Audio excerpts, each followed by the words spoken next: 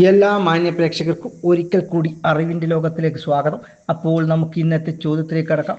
ഒന്നാമത്തെ ചോദ്യം: ഭരിക്കുന്നവരും ഭരിക്കപ്പെടുന്നവരും തമ്മിലുള്ള ഒരു സാമൂഹിക ഉടമ്പടിയുടെ ഫലമായാണ് ഭരണകൂടം എന്ന് അഭിപ്രായപ്പെട്ടത്? ഉത്തരം: റൂസോ. ഫ്രഞ്ച് വിപ്ലവം സ്വാധീനം ചെലുത്തിയ ഇന്ത്യൻ ഭരണാധികാരി? ഉത്തരം: ടിപ്പു സുൽത്താൻ.